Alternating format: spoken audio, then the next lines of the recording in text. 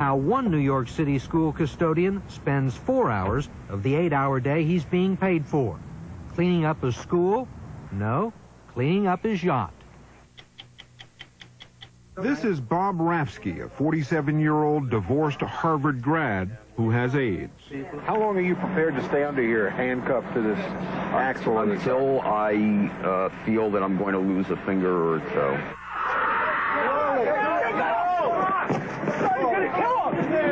Some of their fellow activists complain that these 60s-like tactics are passé. We may be passé, but the price of the drug we were protesting under those trucks is coming down. If that's passé, I'll stay passé until I die. What's the difference in this than having a loan shark? And it's just as wrong now, if it's done in this way, as it was done on a street corner when you had a loan shark loaning money. That's exactly what happened to this couple. They got a mortgage. Their interest rate, 20.99%. Well, I don't know what y'all call it up north, but down here in the South, we call it cheating and swindling. I'm Mike Wallace. I'm Orly Safer. I'm Ed Bradley. I'm Steve Croft. I'm Leslie Stahl. Those stories and Andy Rooney tonight on 60 Minutes.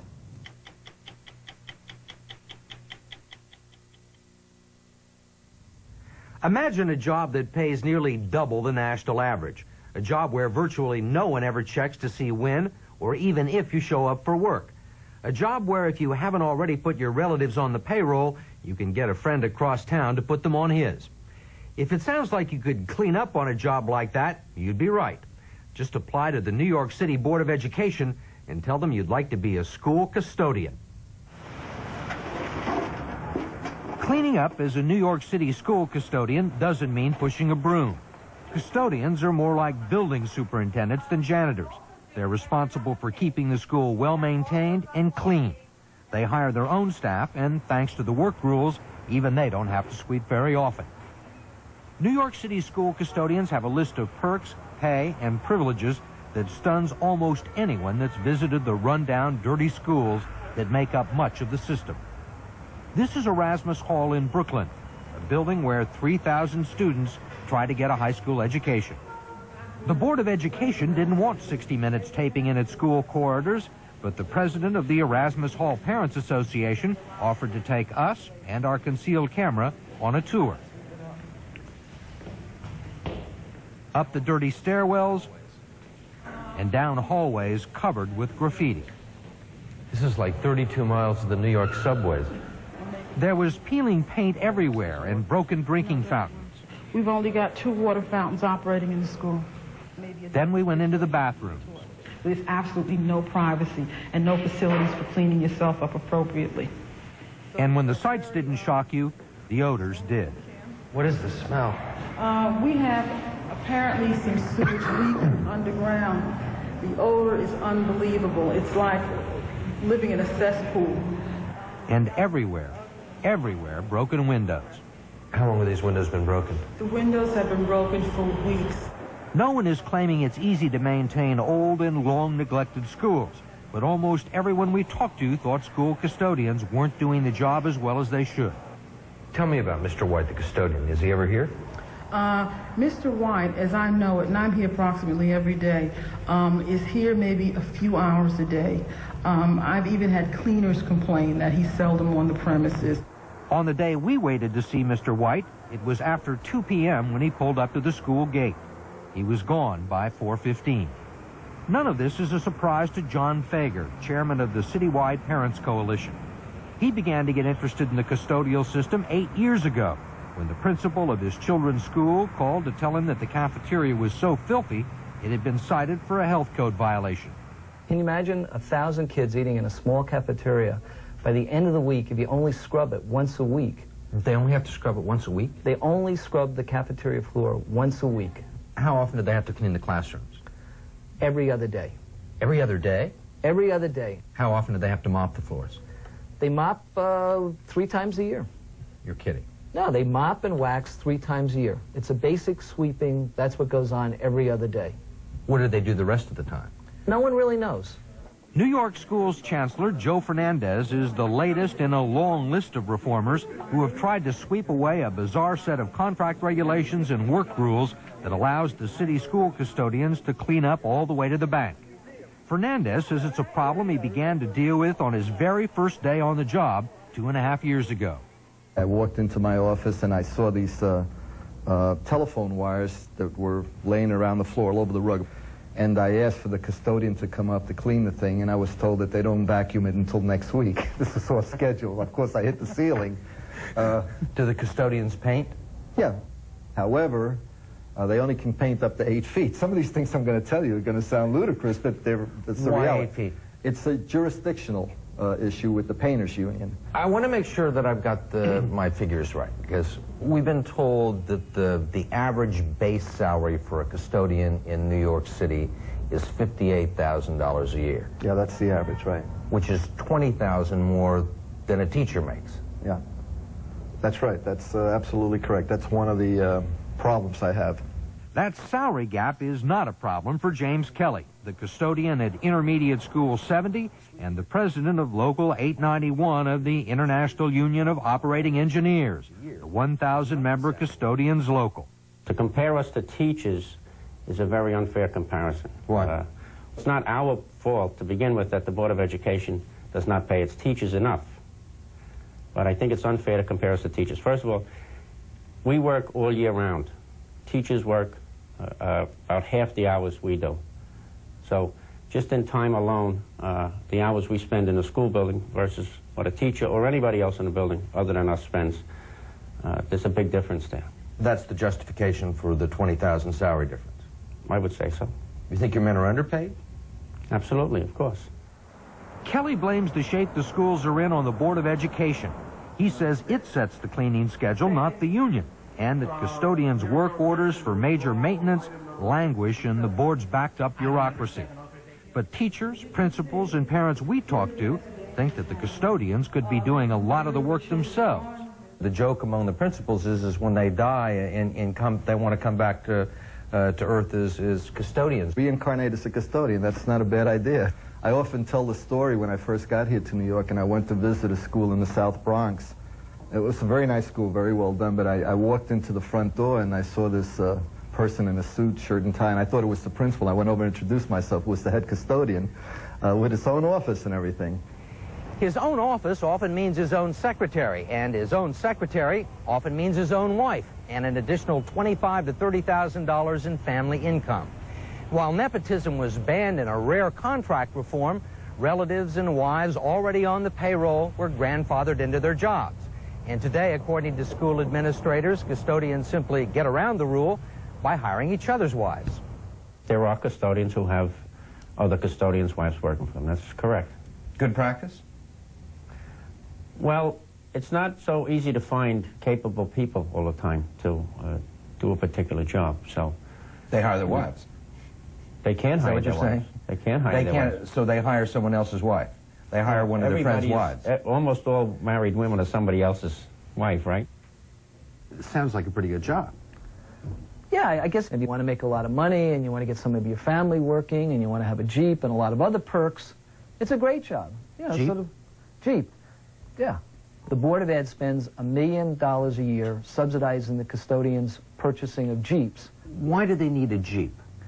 Well, Steve, you're not aware of this, I know, but according to the contract, New York City is in a snow belt, and we have a 5 out of 12 months are snow season.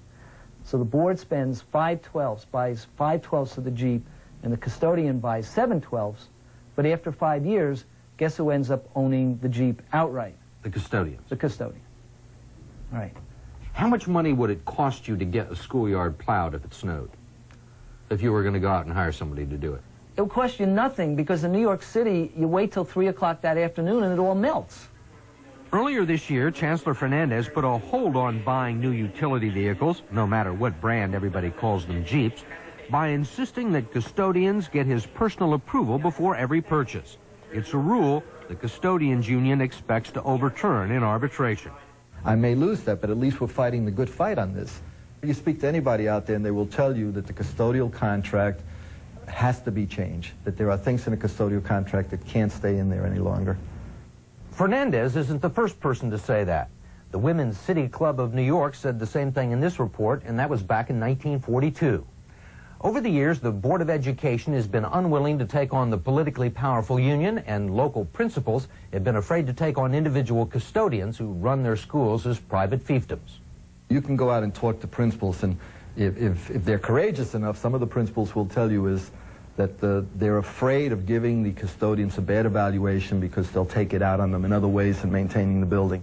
We took the chancellor's advice and tried to talk with some principals. We called more than 3 dozen. Plenty had tales to tell off the record, but not in front of our cameras. One principal who was willing to talk was later instructed to cancel her interview by her district superintendent. A matter of personal safety, he told her. 2 others said that they'd had their tires slashed after talking to reporters. Finally, we found one principal willing to speak out. Gloria Rakovic at Brooklyn's High School of Telecommunications told us the biggest problem is the custodians don't work for the principal. She has no control over her school's maintenance schedule, budget, or custodial staff. The custodians answer only to a central maintenance office. Mrs. Rakovic says her present custodian does a good job, but in the past, she's been saddled with what she calls the vanishing custodian. Recently, I had one who was absent for 75 days out of the school year.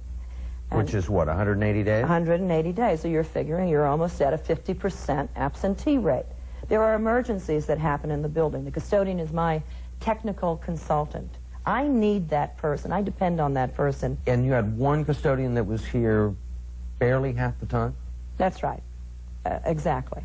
Is the case of the vanishing custodian fairly common in New York City? One of the issues at hand from colleagues that I hear about simply is, I don't know where my custodian is. They may not know, but Ed Stanzik does. Stanzik, a former rackets prosecutor, is the independent special commissioner for investigation for New York schools. There are people who conduct completely different careers outside the school on Board of Ed time. We have a custodian who's a charter pilot for hire, flying people around the country on Board of Ed time. Owns his own plane. That's right. We have another custodian who's a practicing real estate attorney. We got complaints from the principal he could never reach the custodian because he was in court. That's not the same thing as someone calling in sick so they can go fishing. The overwhelming majority of custodians are right on site at all times. There are any number of reasons you have to go out, leave the building or leave the site to do a particular thing. But our men are on the jobs. Mr. Kelly is apparently unfamiliar with William Ryan, New York school custodian. Mr. Ryan is custodian of a school administrative building in Brooklyn. On the day we followed him, one of the many days where Ed Stanzik's investigators followed him, he arrived at his building at 8:45. He left on errands twice in the morning, and by 11:45 he was gone for the day. After a leisurely lunch at a seaside restaurant, he was off to Long Beach, Long Island, and an afternoon aboard his 34-foot cabin cruiser. All of it on school time. In the time that we've been watching him, at least half of that time, he's been outside the school working on his cabin cruiser while he should have been in school and was getting paid to be in school. How many William Ryans are there out there? I can't give you a number.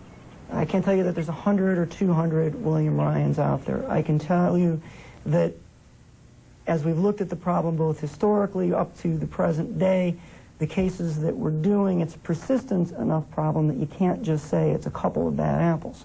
But Stanzik says vanishing custodians are only part of what his investigation has turned up. Remember those Jeeps?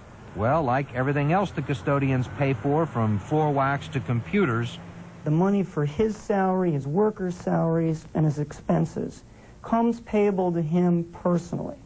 It goes into, typically it goes into his personal checkbook with the money. He gets a check from the city and he just puts it in his bank account? That's right. And it gets mixed up with the money he uses to buy his groceries and make his car payments and everything else. Is there any oversight at all?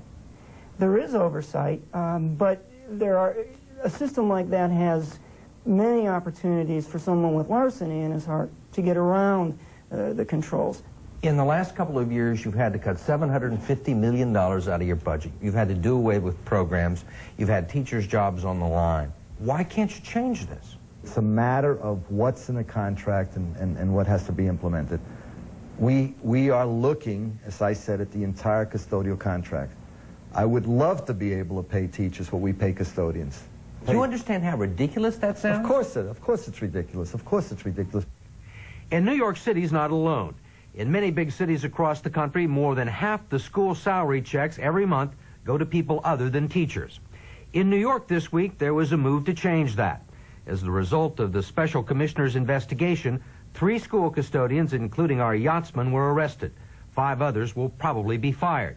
And those who aren't will, if all goes according to plan, from now on report to the principal. How does the president of the union feel about this? Well, he's no longer president of the union. He didn't get reelected.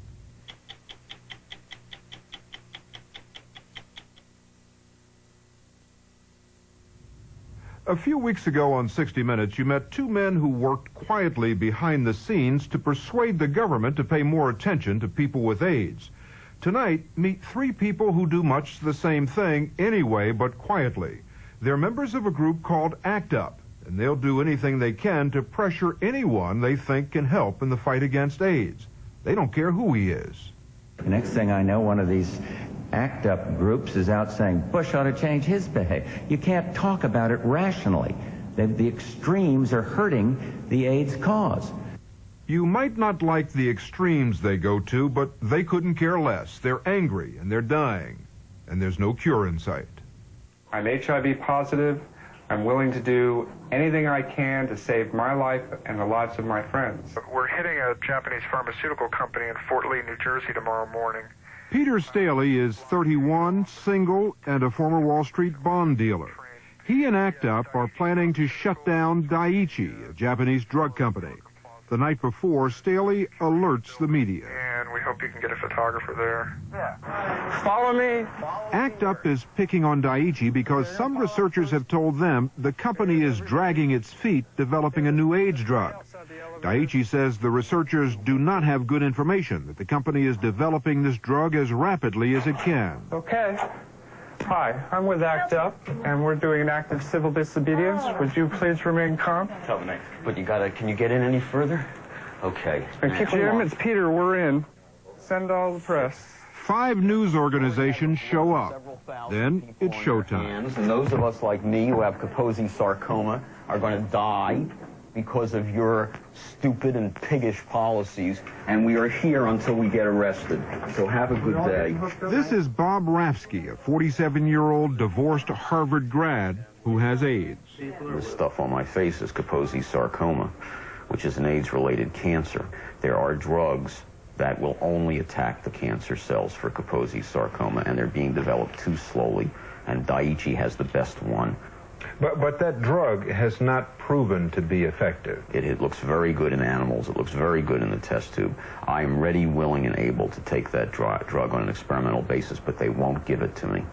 Look, I'm not a scientist. I'm not located in Japan, okay? I know that there's a lot of work going on there. And I know that we're going to meet with the FDA as soon as we can. See this dark mark on my forehead? That's Kaposi sarcoma. It's going to spread. It's going to kill me. You're coming to my funeral because you're the man responsible. You are my murderer in your shirt and tie. The Daiichi official you called a murderer. What gives you the right to do that? He's going to stay where he is with power over my life and do nothing and go home every day and eat dinner and think he's a fine human being. I'm going to call him a murderer, and I do have the right. But isn't he doing what his job calls for? Following the process of approval. I mean, there's steps that have to be taken. The problem is that if everybody does business as usual, goes through all the regular routine processes of their day-to-day life, we will all die. Rafsky knows he's running out of time. His immune system is gone. So every afternoon he walks Sarah, his 7-year-old daughter, home from school. Until 1985, Rafsky was living the American dream. He was a successful public relations executive. Then he faced the fact he was gay. He divorced his wife and came out of the closet. You were infected in 1987? Yes. You're an intelligent man? Correct. Information about AIDS was available back then, in 1987? Also correct. If anyone should have known how to avoid this virus, it was you. I agree with you. I came out at age 40. It was very bad timing to come out in the middle of an epidemic. But by age 40, it had been drummed into me year after year after year that homosexuality was a thing to be ashamed of and possibly to be punished for. And that may have had something to do with my behavior. Do you assume responsibility for your infection? Yes, I do. The question is, what does a decent society do with people who hurt themselves because they're human, who smoke too much, who eat too much, who drive carelessly, who don't have safe sex? And the answer? I think the answer is that a decent society does not put people out to pasture and let them die because they've done a human thing. Ravsky refuses to be ignored by politicians. During the Democratic primaries, he disrupted a Clinton speech.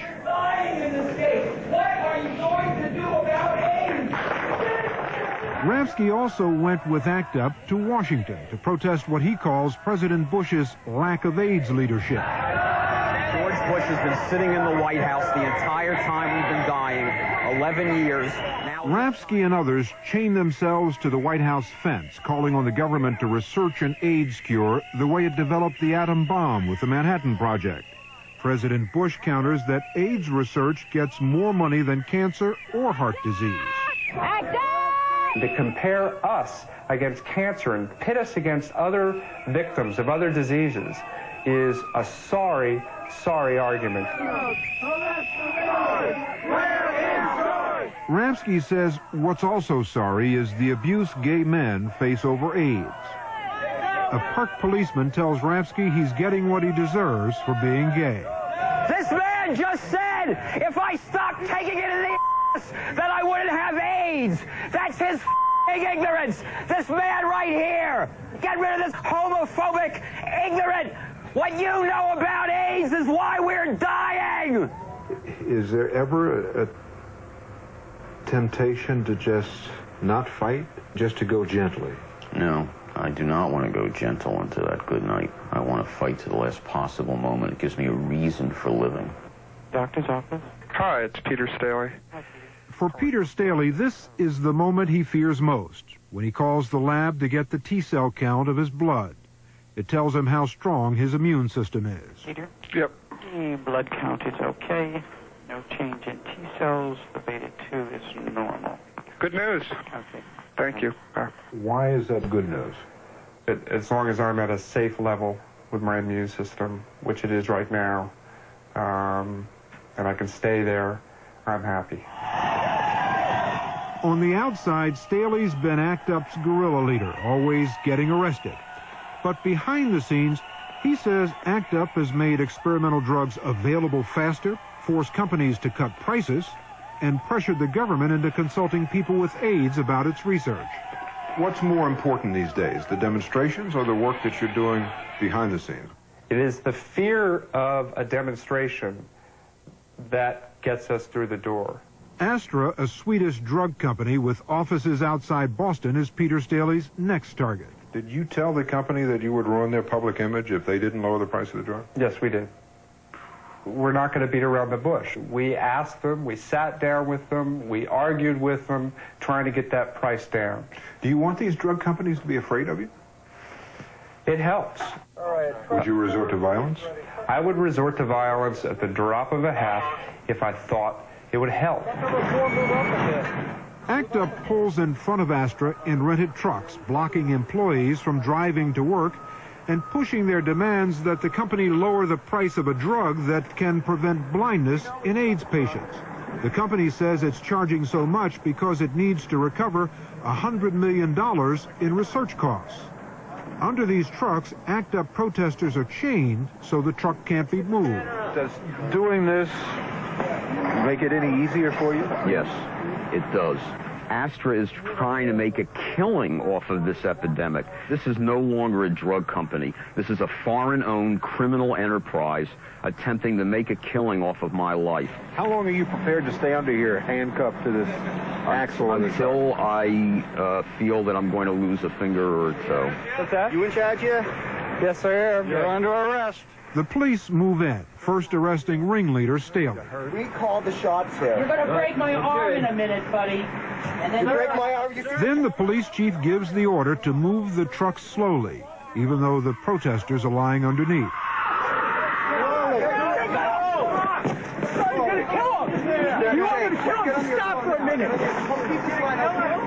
ACT UP members cave in, coming out from under the trucks, and they are arrested. Some of their fellow activists complain that these 60s-like tactics are passé. We may be passé, but the price of the drug we were protesting under those trucks is coming down. If that's passé, I'll stay passé until I die. Marina Alvarez has never been arrested in an ACT UP demonstration. Never. She's a different kind of activist. She's a 40-year-old mother with 2 young sons who's been HIV positive for 7 years. She says she doesn't know how she got infected with the virus. These days, when she goes to jail at Rikers Island, it's to educate for ACT UP, not to serve time. She knows these inmates because she was behind bars when she found out she had the virus. She was a drug addict doing time for passing bad checks. After 5 years drug-free, she's back to teach. There are things that you should look for when you look for a condom, and that's that it be latex. Latex, meaning the rubber on it, you should read on the label that it says latex condom. Also that it's lubricated. We got to get our act together. And we got to do something for ourselves now, because if we're going to sit around and wait for a cure, a lot of us are going to die. A lot of us are going to die. And that's my message to you guys today. That's right. You said you're not sure how you were infected. You were married at the time? Yes. Could it have been your husband? Possibly, yeah. Has he been tested? No, he hasn't. He doesn't want to get tested. He says that he doesn't care to know. He knows that you are positive, and he doesn't want to know? No. And Marina says her ex-husband isn't unusual. Few people in her Bronx neighborhood want to face the reality of AIDS. So she goes to places like laundromats where people have time to listen. She goes armed with pamphlets in Spanish, condoms for teenage girls, and blunt talk to a woman who doesn't know how the virus is spread. There hasn't been that one known case that anybody drank behind somebody in a water fountain and got it. Okay. You know, that hasn't. Okay. Alvarez also visits women with AIDS who are all alone in public hospitals. Are you afraid at all? There's fear of maybe what I'll go through or how it will be for me. I've seen it so different for so many other people. And yeah, I'm afraid.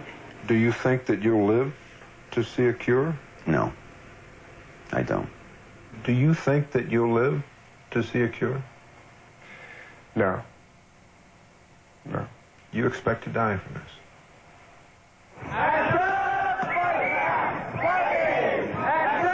There's really nobody else out there fighting the epidemic in the way that we are. Peter Staley recently got a drug company to donate $1 million for AIDS research. Marina Alvarez spoke at the International Conference on AIDS. And Bob Ratsky is starting to write a book. He says it's for his daughter Sarah so she'll know what her father did to fight AIDS. Happy now? 1, 2, 3.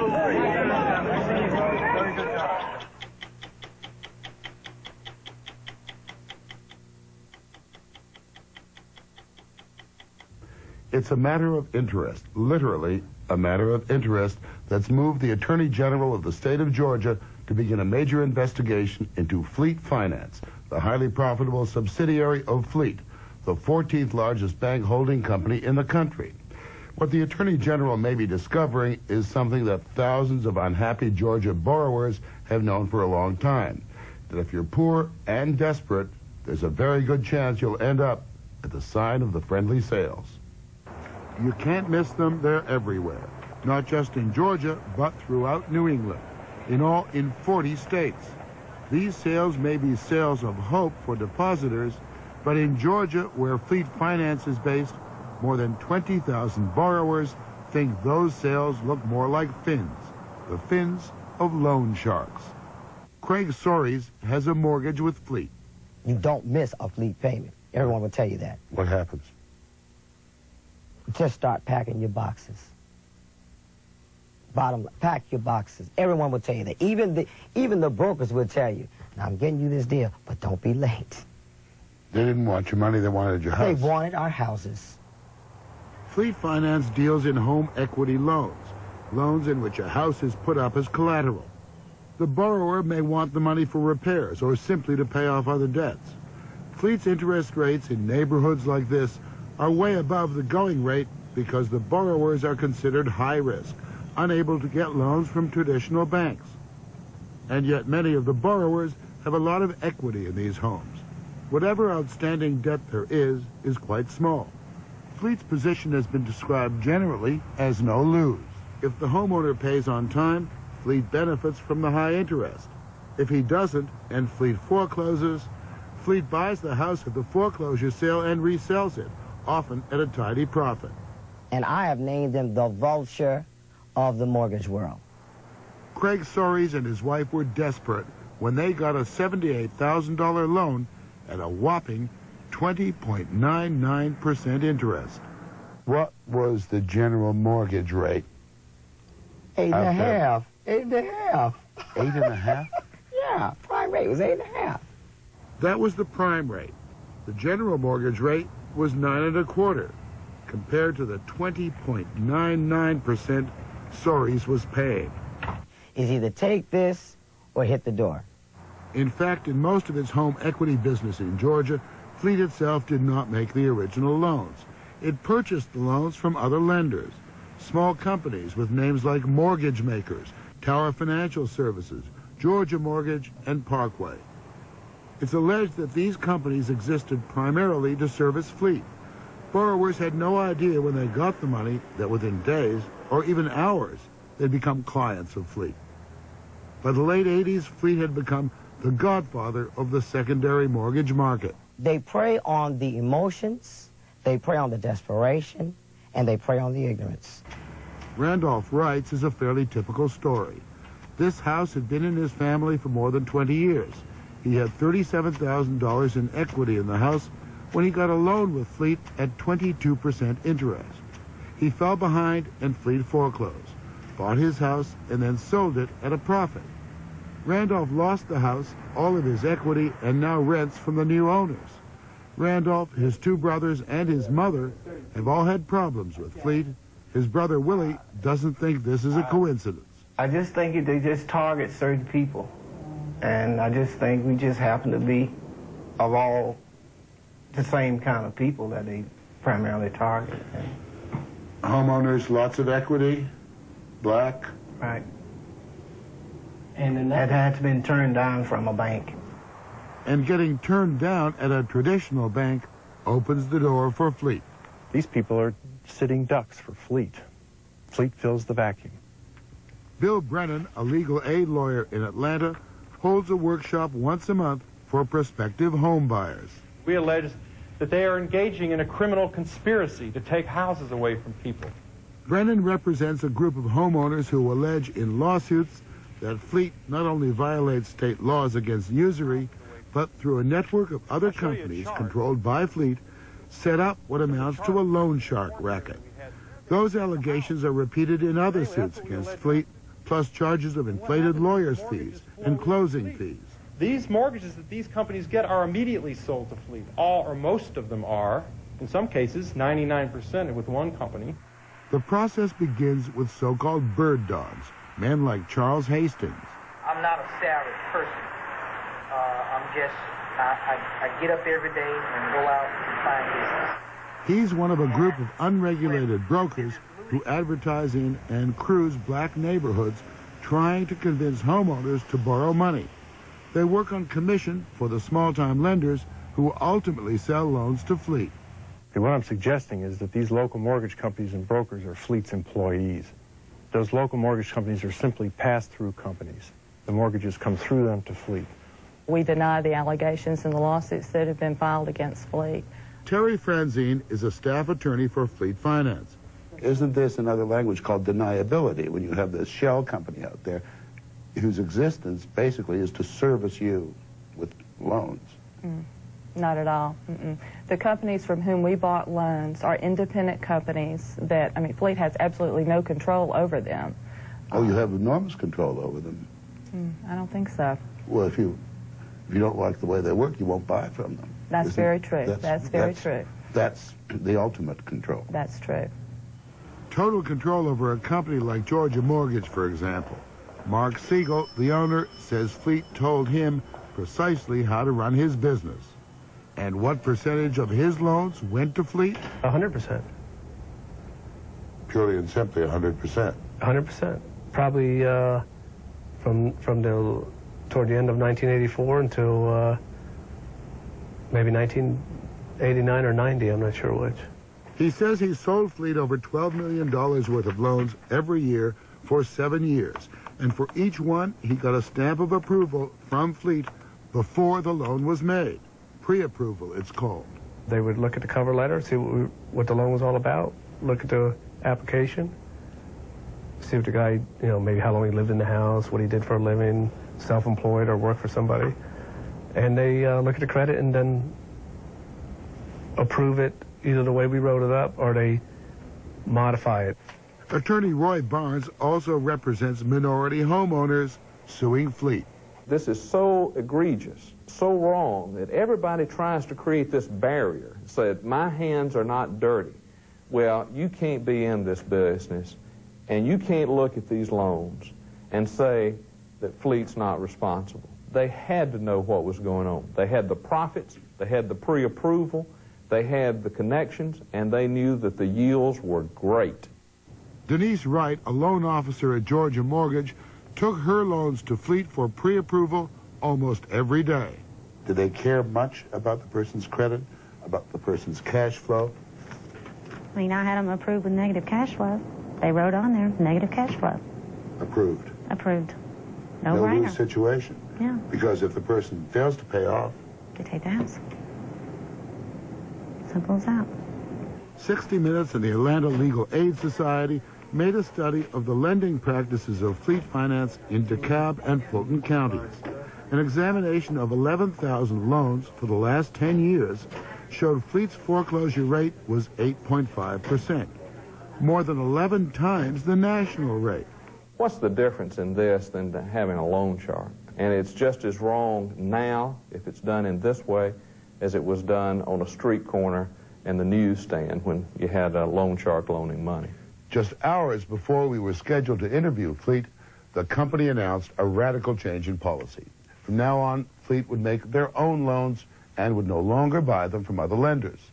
Fleet also initiated a $40 million program to help some of their customers by reducing interest rates, points, and fees on what the company calls troublesome loans. Isn't that an admission that you were doing something wrong up till a few hours ago? No, not at all.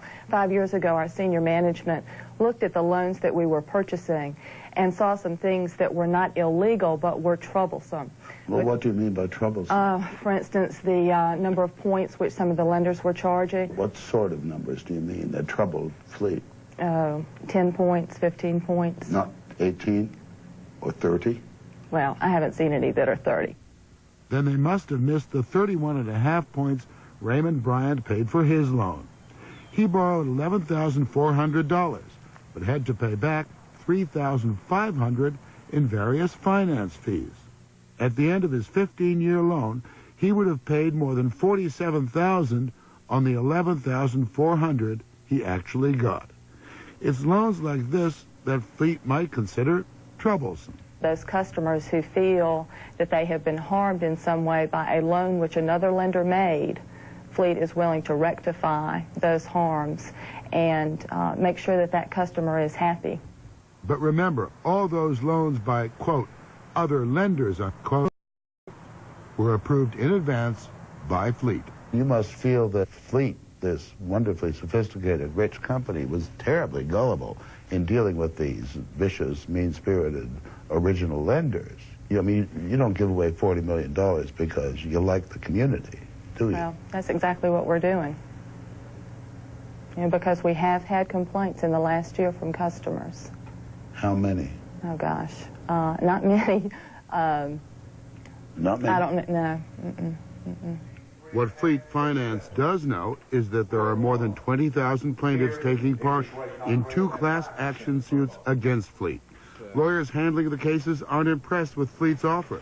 They say $40 million is a mere drop in the bucket compared to what homeowners might get if they win in court, which could cost Fleet between $500 million and $1 billion. Hear ye, state of Georgia, county of Fulton. Georgia is one of the few states where all it takes to foreclose on a home is a certified letter and an announcement in the newspaper. And after that, the first Tuesday of every month in every county in Georgia, the courthouse steps become the stage for this bureaucratic theater of misery. Properties auctioned to the highest bidder. The debtor's name is Raymond Bryant, and again, the lender is Fleet Finance, Inc. of Georgia. Foreclosure is what Raymond Bryant feared most, and it's precisely what he got. I did everything but get on my knees. What'd they say? They said that they couldn't give me no more chances or no more time. It's not uncommon for Fleet to foreclose on a house, then buy it on the courthouse steps for much less than it's worth. The borrower not only loses his house, but under Georgia law, he can end up losing whatever equity he had in it. That's what happened to Willie Wright. When he started with Fleet, he had at least $20,000 worth of equity in his home. When he was finished with Fleet, he'd lost the house and the equity. If you were describing this business not in the arcane language of the law, but in street language, what would you call it? Well, I don't know what y'all call it up north, but down here in the South, we call it cheating and swindling. It's a type of bondage that is taking advantage of the most helpless, the ones that have the least ability to fight back. So far, this is where the fight stands. Fleet won round one when a federal court ruled that their interest rates were not excessive. In round two, a state court ruled that Fleet's interest rates were excessive. The case is proceeding to trial.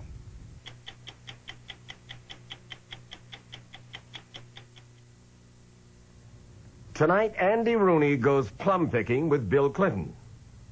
One of the first things a president-elect has to do is get his own people in key jobs in Washington so they do things his way. Once he decides what his way is, of course. This is the list of the jobs that the president and his people can appoint. They aren't competitive like civil service jobs, and for that reason, this is known as the plum book. One of the jobs in here is a political plum. There are about 9,000 of them. 6 pages of White House jobs alone. Here's one, Deputy Assistant to President for Presidential Messages and Correspondence. Person doing that job probably gets to send those telegrams they read from the president at parties congratulating someone for being 100 years old or for winning their company bowling trophy. There's 6 speechwriter openings here. The president makes speeches all day long, and you can't expect him to think of something new to say all the time. You know, he meets the Olympic volleyball team or speaks to a bunch of Boy Scouts in the Rose Garden. But 211 pages of jobs here. Do you know this many people you'd want to give jobs to? I mean, once you'd taken care of a few friends and everyone in your family, where would you go to fill these? Here's the Defense Department. Clinton has said he's going to make some cuts there. It should be possible. The Secretary of Defense, the Deputy Secretary, the Special Assistant to the Secretary and Deputy Secretary, Assistant to the Secretary, Executive Assistant to the Deputy Secretary, Executive Assistant to the Secretary, Confidential Assistant to the Special Assistant, Personal and Confidential Assistant to the Deputy Secretary, Private Secretary to the Deputy Secretary, Personal Secretary to the Deputy Secretary, Chauffeur to the Deputy Secretary, Private Secretary to the Executive Secretary. You notice the chauffeur doesn't have a deputy or a secretary. Can't you imagine a new kid from Little Rock coming to school in Washington next fall? The teacher asks him what his father does, and he says he's Deputy Assistant Secretary to the Assistant Deputy Secretary. I know one thing. When Bill Clinton crawls into bed at night and wants to relax with a good mystery before he falls asleep, this is the book for him. The mystery is why all these jobs are necessary. The mail this week was chock full of letters about Caitlin, the little girl whose life was made brighter by a device called a cochlear implant. Most of the letters took issue with those who disputed her parents' decision not to have her learn sign language. This letter, for example. How could anyone deny Caitlin a chance at a normal life on the grounds that she now belongs to the deaf community? Followed by, sounds to me like segregation by disability. Our story about a company called Lincoln Electric brought several comments, all the way from slave labor for slave wages to an honest day's work for an honest day's pay. And finally, about our profile of Kirk Douglas, there was this. If he thinks that women should be more like a dog, we think he should be more like a tree. I'm Mike Wallace. We'll be back next week with another edition of 60 Minutes. How long are you prepared to stay under your handcuff to this axle? Until I feel that I'm going to lose a finger or toe. What's that? You in charge here? Yes, I am. You're under arrest. Take this radio. No need to hurt. We call the shots here. You're going to break my arm in a minute, buddy. And then you break my arm, you see the camera? Go, bring it slow. 1 hour from now, she begged the courts to protect her from her husband's abuse. It happens to thousands of women every day. Michelle Lee stars with James Sparantino and Cicely Tyson in the world premiere movie When No One Would Listen, right after Murder, She Wrote, which is next. We may be passé, but the price of the drug we were protesting under those trucks is coming down. If that's passé, I'll stay passé until I die. For a transcript of this program, send $5 to Burrell's Transcripts, Box 7, Livingston, New Jersey, 07039. And to purchase video cassettes of tonight's stories, call 1-800-848-3256.